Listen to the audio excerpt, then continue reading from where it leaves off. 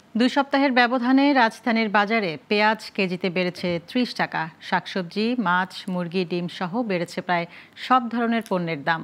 সাপ্তাহিক ছুটির দিনে বাজারে গিয়ে হতাশ সাধারণ ক্রেতারা। রাজধানীর বাজার ঘুরে আরও জানাচ্ছেন আলাউদ্দিন আল আজাদ। রাজধানীর কাউরান বাজার ঘুরে দেখা যায় ২ সপ্তাহ আগেও খুচরা পর্যায়ে প্রতি কেজি পেঁয়াজ কেনা যেত ৫০ থেকে ৫৫ টাকায়। হঠাৎ পেঁয়াজের দাম কেজিতে ২০ থেকে ৩০ টাকা পর্যন্ত বেড়েছে। ক্রেতারা বলছেন এক লাফে ৩০ টাকা বৃদ্ধি স্বাভাবিক ঘটনা নয়। পেঁয়াজটা মনে করেন হঠাৎ করে রাতারাতি মনে করেন পেঁয়াজের দামটা বাড়ছে।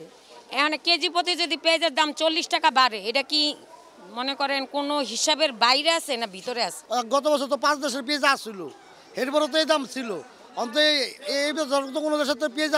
এদিকে কয়েকদিন ধরে সব ধরনের সবজির দাম লাগামহীনভাবে বাড়ছে।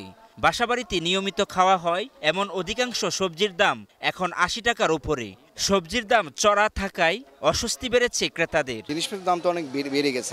এখন মানুষের যে জীবনযাত্রার মান সবকিছু মিলে মানুষ আমরা যারা মধ্যবিত্ত আছি, চাকরির বাজার যা অবস্থা বর্তমান প্রেক্ষাপটে, সেক্ষেত্রে জিনিসপত্রের দাম ঊর্ধ্বগতি আছে। মাছের দামও ঊর্ধ্বমুখী। বাজারে ১ কেজি ওজনের ইলিশ বিক্রি হচ্ছে ২২০০ টাকায়। এছাড়া সব ধরনের মাছের দাম বেশি, তাই মাছ না কিনে ফিরে গেছেন অনেক ক্রেতা। মাছ কিনতে আসছিলাম যে শিং মাছ, দাম বেশি, ৩০০ ৩৫০ বলতেছি, দিতেছে না, ৫০০ কম। মাছ কিনতে আইছি, বাট মাছের দাম বেশি, অনেক বেশি। মাছ সব মাছেরই দাম বেশি বর্তমানে। রুই মাছ, কাতল মাছ সব মাছেরই দাম। মাছের আমদানি হলে দাম কমবো, আর মাছ কমে গেলে আরো বাড়বো। বাজারে আবারও বেড়েছে মুরগির দাম।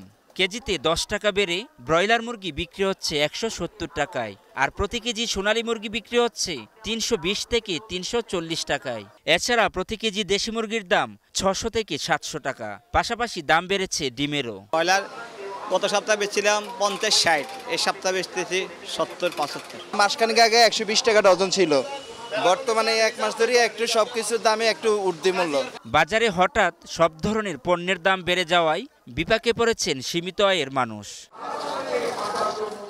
আলাউদ্দিন আল আজাদ, গ্লোবাল টেলিভিশন, ঢাকা।